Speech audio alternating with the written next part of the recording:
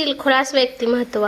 शेतात काम करून आयुष्य घालवल्याने 60च्या वयातही बळकट शरीरयष्टी, डोक्यावर साजेसा फेटा, अगदी पांढऱ्या रंगाचं धोतर, पिळदार मिशा आणि कणखर आवाज. गावात देवमाणूस म्हणून नावाजलेला, कुणाच्याही गरजेला धावून जाणारा, पंचायतीमध्ये ठाम निर्णय मांडणारा, एकीकडे नावाजलेला पैलवान तर दुसरीकडे दानशूर, अगदी एखाद्या नारळासारखा, बाहेरून कठोर आणि आतून मायेचा गोडवा. गावातल्या शाळेला दरवर्षी देणगी देऊन त्यांनी शाळेचा विकास केला. भाकर खाता खाता एखादा उपाशी दाराशी आला तर स्वतःचं ताट त्याला देईल. दाराशी आलेल्यांना मोकळ्या हाताने नाही पाठवणार. त्यामुळे लोकांच्या आशीर्वादाने वामनरावावर लक्ष्मी प्रसन्न होती. देणाऱ्या हा देव कधीच रिकामे ठेवत नाही. लग्नानंतर काही वर्षांनी एक गोड मुलगी झाली वामनरावांना. सुईणीनं वामनरावांच्या हातात बाळ दिलं आणि तो त्या कवळ्या जीवाकडे पाहू लागला. इवलेसे मिचमिच करणारे डोळे आणि चिमुकले हात, गुबगुबीत गालात लपलेलं चोचीसारखं नाक. थोड्या वेळाने वामनराव बाळाला घेऊन बायकोपाशी गेला. ही बघ आपली चिमुरडी, काय नाव ठेवूया हिचं? तुम्हीच सांगा, तुमची पोरगी आहे ना? बायको हसून म्हणाली. क्षणभर वामनराव विचार करू लागला आणि म्हणाला, माझ्या कृष्णाची राधा आहे ही. त्याच्या गालावर हसू आला आणि मग त्या दिवसापासून जणू त्या राधाच्या इवलीच्या मुठीत वामनरावांचं जग दटून गेलं. ती इवलीशी राधा 5 वर्षाची झाली आणि वामनरावांच्या खांद्यावर बसून गावभर फिरू लागली. तिच्या तोंडून तात्या निघालं की पुढे जे मागेल ते तिला तिचा तात्या घेऊन द्यायचा. आईपेक्षा तिला बापाचा लळा खूप होता. वामनराव शेतात काम करताना भाकर तुकडा घेऊन येणाऱ्या आईचा पदर पकडून ती यायची आणि वामनरावांना एक घास त्या इवलीच्या बोटांनी भरवायची. तेव्हा वामनरावांचं पोट भरून जायचं त्या एकाच घासाने. दिवसभर शेतात राबून सुद्धा वामनराव रात्री त्या परकल पोलका घातलेल्या चिमुरडी मागे पळून खेळायचा. ते असताना तिच्या आईला पोटाचा आजार झाला. गाव छोटंसं होतं, त्यामुळे एकच दवाखाना, तो पण छोटासा. नेमका काही दिवसांसाठी डॉक्टर शहरात गेलेला. त्यामुळे वामनरावांनी घरीच वैद्याला बोलवून घेतलं. पण 2 दिवस दुखणं सहन करून 3ऱ्या दिवशी वामनरावांची बायको त्याला सोडून देवाघरी गेली. मग वामनराव राधाला आणखीन जपू लागला. आई आणि बाप दोघांची माया देऊ लागला. वामनरावांची आई त्याच्या मागे लागली की दुसरं लग्न कर. राधाच्या दुनियेतून बाहेर निघायला तयार नव्हताच. राधाच्या गालावरचं हसू वामनरावांच्या काळजाशी जोडलेलं. रोज रात्री राधाला झोपवायला वामनराव यायचा आणि शेवटी तीच त्याला इवलीच्या हाताने थोपटून झोपवायची. म्हातारी वामनरावांच्या मागे लागून दमली, पण त्याने दुसरं लग्न केलं नाही. आजी तिला ओरडायला नाहीतर मारायला लागली की ती राधा तात्याच्या धोत्रामागे लपायची. आये, का गं माझ्या राधाला मारती सारखं? वामनराव, पोरीला डोक्यावर चढून ठेवलंय तू. आजी मारते म्हणून राधा शेतात पण तात्याच्या मागे लागून जायला लागली. वामनराव शेतात काम करायचा आणि ती झाडाला बांधलेल्या झोक्यात बसायची. तिला झोक्यात बसून हसताना बघून वामनरावचा काम केल्याचा शीण निघून जायचा. हळूहळू राधा मोठी झाली, शाळेत जाऊ लागली. दिवसा शाळेत जायची आणि रात्री वामनरावांना लिहायला आणि वाचायला शिकवायची. माझ्या टकुर्यात काय बी घुसत नाही बघ राधा. अव तात्या, मला आता लिहायला आणि वाचायला येतं ना, मग तुम्हाला बी येणार. राधाने शिकवल्यामुळे वामनराव वाचू लागले, सही करू लागले. त्यामुळे गावातल्या सावकाराशी केलेले व्यवहार आणि कागदपत्र त्यांना समजू लागले. म्हणता म्हणता उन्हाळे पावसाळे पालटले आणि राधा मोठी झाली. त्याच्या कामात पण तात्यांना मदत करू लागली. घरभर तिच्या पैंजणाचा आवाज घुमत होता. लांब 2 वेण्या, ओढणीचा ड्रेस, दिसायला तिच्या आईसारखीच सुंदर होती ती. मध्ये जायला निघायची तर तात्यांच्या पाया पडूनच. रात्री पण बाप लेकीच्या गप्पा रंगायच्या. राधा जेवल्याशिवाय वामनरावांच्या घशात घास नाही उतरायचा. लग्नासाठी स्थळं यायची, पण तिची 12वी पूर्ण करायची इच्छा होती. त्यामुळे वामनरावांनी सगळ्या स्थळांना नकार दिला. आलेलं होतं, त्यामुळे वामनराव तिचं लग्न ठरवणार होते. तिला बघायला पहिल्यांदा पाहुणे येणार होते. वामनराव तयार झालेले. आजीसोबत राधा तयारी करत होती. राम, अरे समद उरकलं का? पाहुणे येत्याला आता, वामनराव म्हणाले. होय होय, झाले समद. राम वामनरावांकडे कामाला होता. 85च्या वयाचा. आता वामनरावांनी शेतातही मजूर कामाला ठेवले होते. वामनरावांच्या मिशा आता पांढऱ्या झालेल्या पण अजूनही पिळदार होत्या. डोळ्यात मात्र अजूनही तो मायेचा ओलावा असायचा. राम, अरे लय मोठी माणसं आहेत. जमीन जुमला, बंगला, गाड्या, नोकर चाकर. आपली राधा राणीसारखी राहील बघ. होयजी, साखर तुमच्या तोंडात. ताईचं चांगलंच होईल, राम म्हणाला. थोड्या वेळाने पाहुणे आले. मुलगा आणि त्याची आई. मुलाचं नाव होतं रविशंकर. रविशंकरचे कपडे अगदी कडक इस्त्री केलेले होते. तब्येतीने अगदी खात्यापित्या घरचा. गव्हाळी रंग, टोकदार नाक, नुकत्याच मोठ्या झालेल्या मिशा, टाईट कॉलर, कपाळावर टिळा, केसांचा मागे पाडलेला भांग. भुव्या उंचावून सगळीकडे पाहत होता. त्याची आई जाडसड अंगाची, गळ्यात आणि कानात सोन्याचे दागिने घातलेले, जड अशी महागडी साडी, मोठेपणाचा आव आणणारी नजर. तिने वामनरावांना नमस्कार केला. रविशंकरचे वडील 2 वर्षापूर्वी वारले होते. वामनरावांनी त्यांचे स्वागत केले. रविशंकरची आई बोलू लागली. आमच्याकडे पण असा वाडा आहे, पण आम्ही बंगल्यात राहतो. रविशंकरने वामनरावांना नमस्कार केला. काही वेळ सगळे गप्पा मारू लागले.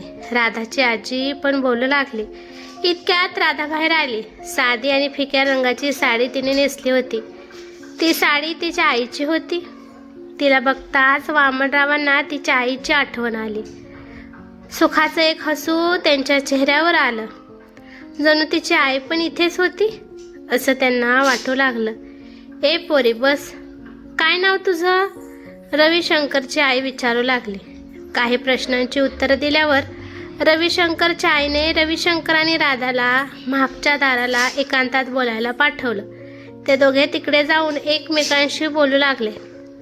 पण मग वामनरावांचं लक्ष इकडे लागे ना. त्यांचं लक्ष सारखं मागच्या दाराकडे जात होतं, जिथे राधा आणि रविशंकर बोलत बसले होते. एकदा तर त्यांनी पाणी प्यायचा बहाणा केला आणि उठून मडक्यापाशी गेले आणि त्या दोघांना पाहू लागले. रविशंकर आशेने तिच्याकडे पाहत होता आणि राधा गालात हसून लाजत होती. हे पाहून वामनरावांचा चेहरा समाधानी झाला. हे वामनरावांनी ओळखलं. काही वेळाने पाहुणे निघून गेले. जाताना रविशंकर चोरट्या नजरेने राधाकडे बघत होता. राधे, कसा वाटला पोरगा? आवडला का नाही? हा तात्या. आणि राधा लाजून आत गेली. राम, चला मग लग्नाची तारीख काढाय पाहिजे. मुलीच्या गालावरचं हसू बघून वामनरावांना उत्साह आला. बघता बघता लग्नाची तारीख ठरली. लग्नासाठी वेगवेगळ्या खरेदी होऊ लागल्या. रविशंकरने राधाला एक साधा मोबाईल घेऊन दिलेला. त्यामुळे दोघांचं फोनवर बोलणं हळूहळू चालू झालं. ठेवली राधाच्या लग्नासाठी. पोरीच्या लग्नात काही कमी नाही पडू दिलं. मोठ्या थाटामाटात लग्न लावलं. सगळ्या गावाला लग्नाचं चूल बंद आमंत्रण होतं. राधाला दागिने केले. लग्न अगदी छानपैकी पार पडलं. राधा निघाली सासरी आणि तिच्या डोळ्यातल्या पाण्याला बांध राहिला नाही. वामनराव मात्र डोळ्यातून पाणी येऊ देत नव्हते.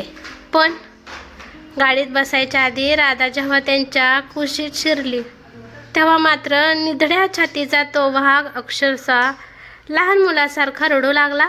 राधाला त्या मिठीतून निघायचंच नव्हतं जणू. कसे बसे काही बायकांनी तिला वामनरावांच्या मिठीतून वेगळं केलं आणि आपल्या तात्याचा आशीर्वाद घेऊन ती गाडीत बसली आणि गाडी निघून गेली. वामनराव एका खुर्चीवर थोड्या वेळासाठी स्तब्ध बसले. त्यांची आई म्हणाली, वामन्या, आवर स्वतःला. लोकाची धनती कधीतरी जायचीच. राधा गेल्यावर वामनरावांसारखा अख्खा वाडा शांत झाला होता. राधाच्या पायातल्या पैंजणाचा आवाज आता नव्हता. काही दिवस गेले आणि वाड्याच्या दाराशी एक 4-चाकी गाडी आली.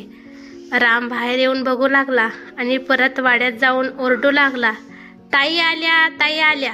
वामनरावांच्या गालावर खूप दिवसांनी हसू फुललं. आली माझी राधा. घरात येऊन राधा वामनरावांच्या गळ्यात पडली. कशी हाय पोरी? तात्या, मी एकदम चांगली हाय. तुम्ही कसे आहात? मी बरा हाय पोरी.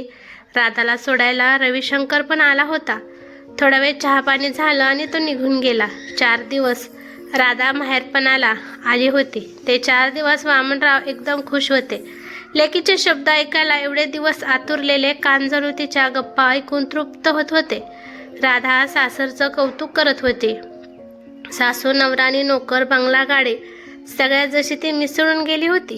सासू लाड करते, नवरा म्हणेल ते आणून देतो. हे सगळं ऐकून वामनरावांच्या चेहऱ्यावर समाधान झळकू लागलं. ह्यावेळी राधा निघाली तेव्हा वामनरावांच्या गालावर हसू होतं. त्यांची लेक खुश होती सासरी. बरेच महिने झालेले. वामनरावांनी आपलं मन कामात गुंतवलं. सगळं अगदी नीट चालू होतं. एके दिवशी राधाचं पत्र आलं. खुशाली कळवण्यासाठी होतं ते. पत्रासोबत एक छोटासा बॉक्स पण होता. पत्रात लिहिलं होतं की, तात्या, फोन पाठवलाय. तो वाजला की त्याचं हिरवं बटन दाबा आणि कानाला लावा. तेवढ्यात बॉक्समधून आवाज आला. वामनराव आधी त्या आवाजाने दचकले, पण पत्रात लिहिल्याप्रमाणे त्यांनी हिरवं बटन दाबलं तर त्यांना राधाचा आवाज ऐकू आला. तात्या, हा फोन तुम्हाला दिलाय मी. फोन करीन तेव्हा असंच हिरवं बटन दाबा, म्हणजे आपल्याला बोलायला येईल. आणि मग वामनराव रोज फोन वाजायची वाट बघू लागले. दर 4 दिवसांनी राधा फोन करू लागली. बाप लेकीच्या गप्पा रंगू लागल्या. दिवस पालटले. दिवसामागे महिने, महिन्यामागे वर्ष पालटून गेली. राधाच्या फोनचं प्रमाण हळूहळू कमी झालेलं, पण वामनरावांना तिची खुशाली ऐकून समाधान वाटायचं. एके दिवशी वामनरावांची आई वारली.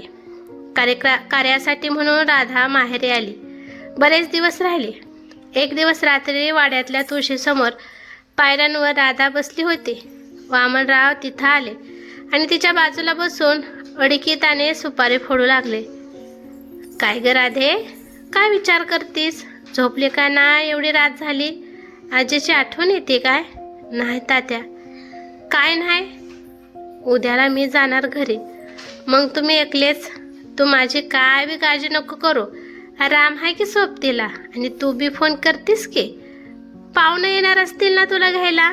नाही, ते येणार नाही. इकडं येताना बी मी एकटीच आली होती आणि त्यांना काम बी असतात ना.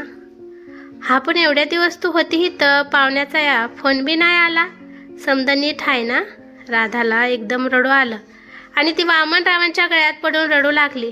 वामनरावांना एकदम टेन्शन आलं. काय झालं पोरी, सांग मला. तात्या, सासूबाई आणि नवरा माझ्याशी नीट बोला ना. राधाच्या डोळ्यातलं पाणी थांबत नव्हतं. राधे, काय झालं? तुझं काय चुकलं काय बाळा? काय बी नाही चुकलं तात्या. त्यांना वंशाचा दिवा पाहिजे आहे आणि मला पोर होय ना तात्या. जा ना, रडू नको बाळा. कुणाच्या हातात असतं का? देवाच्या मनात असेल तेव्हा होईल. तात्या, मला इथंच राहावं वाटतंय. अरे बाळा, असं नाही करता यायचं. लगीन झालंय आता. तुझं घर ते हाय. मी येतो तुला सोडायला. बोलतो पाहुण्याशी. दुसऱ्या दिवशी वामनराव राधाला सोडायला गेले. ते तिच्या सासूशी बोलत होते. हे बघा, समद देवावर सोडा, लवकरच पाळणा हलेल. अहो वामनराव, 6 वर्ष झाली. कधी पाळणा हलणार? आमचा रविशंकर एकुलता एक आहे. वंशाला दिवा नको का? बरोबर आहे तुमचं, पण माझ्या लेकराची काय चूक आहे? तुम्हाला काय म्हणायचंय मग? काय रविशंकरमध्ये दोष आहे? राधेची सासू जरा रागात म्हणाली. तसं नाही म्हणालो म्या. कुणाची बी काय चूक नाही. काळजी नका करू, समजा नीट होईल बघा. थोड्या वेळाने वामनराव निघाले.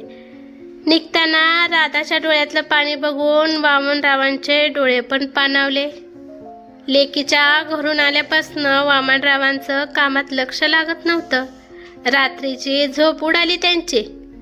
निघतानाचा लेकीचा रडवलेला चेहरा सारखा वामनरावांच्या डोळ्यापुढे यायचा. दरवेळी लेकीचा फोन यायचा. कधी सासूने दिलेले शिव्या शाप कळायचे, कधी डॉक्टराच्या गोळ्या आणि इंजेक्शनामुळे झालेला त्रास सांगायची, तर कधी नवऱ्याने हात उचललेलं कानावर यायचा. वामनराव दरवेळी लेकीची समजूत काढायचे, तिला शांत करायचे आणि फोन ठेवल्यावर एके दिवशी राधा फोनवर म्हणाली, तात्या, दिवाळी सण जवळ आलाय, मला घेऊन जा हेतून थोडे दिवस. होय बाळा, उद्याच्याला येतो तुला घ्यायला. दुसऱ्या दिवशी वामनराव राधाला घ्यायला आले. त्यांना चहा देण्यात आला. रविशंकरराव, म्या काय म्हणतो, दिवाळी सणाला राधाला घेऊन जातो 4 दिवस. रविशंकर वामनरावांच्या बोलण्याकडे लक्ष न देता निघून गेला. तो काय बोलणार वामनराव? तुमची पोरगी नीट नाही वागली त्याच्याशी का? काय झालं? काय केलं माझ्या राधेनी? विचारा की तुमच्या कार्तीला. जा घेऊन जा तिला. एक पोर नाही देता येत काय? असं नका बोलू. म्या तिला मोठ्या डॉक्टरला दाखवीन. समजा नीट होईल. अजून किती वरीस लागणार समजा नीट व्हायला?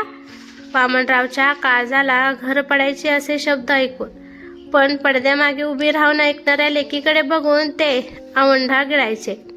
वामनराव लेकीला घेऊन घरी आले. राधाची हाडं दिसू लागली होती. आधीचा तिचा हसरा चेहरा सुकून गेला होता.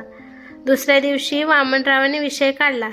राधे, काय झालं? रविशंकरराव का नाराज झाले? तुझी सासू असं का म्हणली? तात्या, जाऊ द्या, तुम्ही नका म्हणायला लावू. चला उठा, आपण आज शेताकडे जाऊ. लय दिवस झालं, मला लय आठवण यायची. राधाने विषय बदलला. 2 दिवसांनी पुन्हा वामनरावने तिला विचारलं.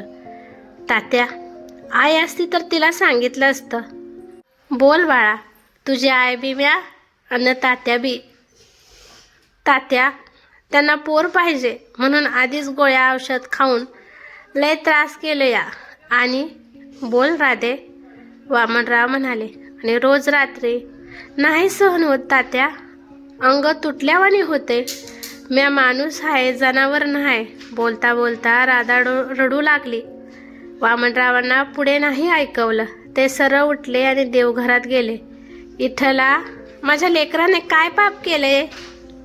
कसली शिक्षा देतोस? एक पोर घाल तिच्या वंजळीत. म्या त्यासाठी काय बी करेन. माझी सेवा कुठं कमी पडली ते बी सांग. वामनराव अक्षरशः रडू लागले. काही दिवसांनी वामनराव राधाला शहरातल्या डॉक्टरकडे घेऊन गेले. थोडे दिवस काही चाचण्या झाल्या, औषध घेतली. दिवाळी होऊन गेली. थोडे दिवस लेकीसोबत कसे निघून गेले वामनरावांना कळलंच नाही. अखेर वामनराव पुन्हा राधाला सासरी सोडायला आले. निघताना राधाला म्हणाले, राधे, आता काळजी करू नको. डॉक्टरची औषधं खा रोज. समजा नीट होईल. होय तात्या. तात्या हाय ना, मला फोन कर हा. यावेळी वामनरावांनी लेकीच्या सुखासाठी मोठी किंमत मोजली. त्यांनी अर्धी शेतजमीन विकून आणि वाडा गहाण ठेवून त्या पैशातून राधेच्या सासूला एक सोन्याचा हार आणि जावयाला एक बाईक घेऊन दिली. त्यामुळे सासू आणि जावई दोघं खुश झाले. त्यामुळे काही महिने राधाला कोणी त्रास दिला नाही. आणखीन काही वर्ष पालटली. एक दिवस वामनराव जेवायला बसले होते. पहिला घास घेणार तेवढ्यात राम धावत आला. तात्या, आले की रविशंकरचं दुसरं लग्न ठरले. वामनरावांनी हातातला घास तसाच पडला. त्यांच्या पायाखालची जणू जमीन सरकली. तसेच ताटाच्या पाया पडून उठले आणि कपडे घालून राधाकडे जायला निघाले. त्यांच्या बंगल्यात शिरून वामनराव मोठ्याने हाक मारू लागले. राधे, राधे, बाहेर ये. म्या तुझा तात्या आलोय. वामनराव, काय झालं? का ओरडताय? राधाची सासू म्हणाली. माझी पोरगी कुठं आहे? वामनराव रागातच होते. तेवढ्यात राधा बाहेर आली. एकदा बी फोनवर सांगितलं नाही या लोकांनी तुझी सवत आणायचं बी ठरवलं? काय नाही बोलली तू? पोलिसात जाणार म्या. माझ्या पोरीला त्रास दिला तो काय कमी होता? आता तू हाय तरी बी दुसरं लगीन करताय. राधा रडू लागली आणि म्हणाली, तात्या, शांत व्हा. कसा शांत होणार मी पोरी? लेकीचे डोळे बघून वामनरावांचे डोळे पाणावले. आजपर्यंत मी शांत होतो, पण आज नाही. राधा, चल आता तू. माझी पोरगी मला जड नाही. हा हा, न्या तिला. आम्ही तर कधीच जायला सांगितलं आहे तिला. तीच हाला ना इथून. सासू म्हणाली, चल राधा, बाद झाले यांचं. तात्या, आधीच माझ्यामुळे तुम्हाला लय त्रास झालाय म्हणून मी नाही सांगितलं. चल पोरी, चल आपल्या घरी. माझी राधा रस्त्यावर नाही. तिचा तात्या अजून जित्ता आहे. नाही तात्या, मी नाही येणार, राधा म्हणाली. हे ऐकून वामनराव हतबल झाले. राधा, काय बोललीस तू? हा तात्या, मी नाही येणार. हेच आहे माझं घर. लगीन झाल्यावर सासरच घर असतं. अगं पण पोरी, ही माणसं. वामनराव बोलत असतानाच राधा मध्येच म्हणाली, ही माणसं काय वाईट नाहीत. त्यांना पोर पाहिजे. बरोबर आहे ना? त्यांचा वंश नको का पुढं?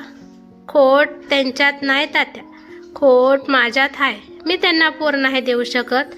हे ऐकून वामनराव राधाकडे आश्चर्याने बघू लागले. राधा मात्र बोलत होती तरी तिच्या डोळ्यातलं पाणी थांबत नव्हतं. पोरी, असं का बोलतीस? वामनराव म्हणाले. हा तात्या, खरं तेच बोलती. मला पोर नाही होत. किती वर्ष झाली मी वांझोटी हाय. तुम्हालाही किती त्रास दिला मी, तरी लोक तुमचा नाव ठेवतील. माझ्यामुळे तुम्हाला गावात नाव ठेवल. मला नाही ऐकणार. इथं मला समधी लोक वांझोटी म्हणतात, तिकडे बी तेच म्हणणार. हे ऐकून वामनराव उभे होते. ते चक्क खाली सोप्यावर बसले. पोरी, काय बोलती तू? तुला कळतं का? हा तात्या, मी वांझोटी हाय. वांझोटी? राधा धया रडू लागली आणि घरातून निघून गेली. वामनरावांच्या अंगात जणू जीव नाही राहिला. ते तेथून निघाले, घरी आले. वाड्याचा उंबरडा ओलांडणार तेव्हा त्यांचा तोल गेला आणि ते खाली पडले. राम धावत आला आणि त्यांना खाटेवर झोपवले. थोडे पाणी दिले. त्यांच्या तोंडून शब्द बाहेर पडले, माझी राधा वांझोटी नाही. आणि वामनरावांना अर्धांगवायूचा झटका आला. त्यांना डॉक्टरकडे थोडे दिवस ॲडमिट करण्यात आले आणि मग घरी आणले. 10-12 दिवस झाले. लग्नाची तारीख ठरवणार तेवढ्यात राधाला उलट्या होऊ लागल्या. ती गरोदर असल्याचे डॉक्टरांनी सांगितले. हे ऐकून तिची सासू आणि नवरा खुश झाले. त्यांनी दुसरं लग्न मोडून टाकले. गरोदर असल्याची बातमी सांगण्यासाठी राधाने फोन केला तर तात्याचं कळालं. ती लगेच त्यांना बघायला आली. तात्या, हे कसं झालं? वामनरावांच्या डोक्यावरून राधाचा हात फिरवू लागला. आज वामनरावांना बोलता येत नव्हतं. फक्त त्यांच्या डोळ्यातलं पाणी बोलत होतं. तात्या, आता काय काळजी नाही करायची. विठ्ठलाने ऐकलं तुमचं गाणं. दिवस गेलेत मला. आणि रविशंकरांनी दुसरं बी लग्न मोडलं. आता तुम्ही म्हणता तसं समजा नीट होईल. तुम्ही बी बरे व्हा आता. माझ्या बाळाला खेळवायला होणार ना? मान हलवली. राधाला तिच्या तात्याची अवस्था बघता येत नव्हती. ती देवघरात गेली आणि म्हणाली, विठ्ठला, तात्याला बरं कर. मी आता तात्याला काय बी त्रास नाही देणार. मी त्यांना नीट सांभाळून घेईल. पण माझा तात्या असा नाही बघवत. त्याला बरं कर देवा. राधा काही दिवस राहिली. दिवस रात्र ती वामनरावांच्या उशाची बसून होती. एक दिवस फोन आला आणि तिला बोलवल्यामुळे जावं लागलं. जाण्याआधी ती डॉक्टरशी बोलली. रामू काकांना वामनरावांचा व्यायाम करून घ्यायला सांगितला आणि ती निघाली. तात्या, आता राहायचे दिस गेले. तुम्ही बरे व्हा. बास. काही महिने उलटले. वामनराव आता हळूहळू थोडे बरे होऊ लागले. लेकीच्या ओटी भरणीला ते जाऊ शकले नाहीत. 9 महिने झाले आणि एक दिवस राधाच्या पोटात दुखू लागलं. तिला हॉस्पिटलमध्ये नेण्यात आलं. खूप वेळ राधाला त्रास झाला. अर्धा दिवस उलटला पण डिलिव्हरी होत नव्हते. इकडे वामनरावांकडे बातमी आली. त्यांनी रामला खुणावलं. रामला कळालं की त्यांना हॉस्पिटलमध्ये राधापाशी जायचंय. त्याने त्यांना खुर्चीत बसवलं. थांबा, हा गाडी घेऊन येतो, असं बोलून राम गाडी बघायला गेला. वामनराव उभा राहायचा प्रयत्न करू लागले. त्यांचा जीव राधापाशी होता. तिकडे राधाला त्रास सहन होईना. शेवटी तिला वामनरावांची खूपच आठवण यायला लागली. ती मोठ्याने ओरडली, तात्या, असे बोलताच तिची डिलिव्हरी झाली. राधाचा जीव शांत झाला. इकडे राम गाडी घेऊन आला आणि वाड्यात येऊन पाहतो तर काय, वामनराव खाली कोसळले होते. त्याने त्यांना उचलून खुर्चीत ठेवण्याचा प्रयत्न केला तर त्याला धक्काच बसला. तो वामनरावांचा फक्त देह होता. त्यांचा प्राण कधीच निघून गेला होता. इकडे राधाचा नवरा आणि सासू मुलगा झाला म्हणून खुश झाले होते. गोंडस असलेले बाळ त्यांच्या हातात होतं पण ते खूप रडत होतं. अखेर राधाला शुद्ध आले. त्यांनी बाळ तिच्या हातात दिलं. तिने बाळाच्या डोक्यावरून हात फिरवला आणि ते शांत झाले. काही वेळाने राम राधाला भेटायला आला. या ना, तात्या कुठं आहेत? घरीच आहेत का? राधाने बाळा त्याच्या हातात दिलं. राम बाळाकडे बघून म्हणाला, पोचलात माझ्या आधी. लेकीला भेटायची एवढी घाई झाली होती. रामचे डोळे पाण्याने भरले. राम काका, असं का बोलाय? राधाने विचारलं. रामने घडलेला प्रकार राधाला सांगितला. तिने बाळाला हातात घेतला आणि छातीशी धरलं. त्या बाळाला कवटाळून 1 तासनतास रडत राहिली. बाप गेल्याचं दुःख नव्हतं, लेकीच्या सुखासाठी तिच्या पोटी जन्माला आलेल्या बापाचं प्रेम होतं ते. ही कथा कशी वाटली ते मला कमेंट करून नक्की सांगा. कथा आवडली तर लाईक शेअर नक्की करा आणि चॅनेलवरती नवीन असाल तर चॅनेलला सबस्क्राईब करा. धन्यवाद.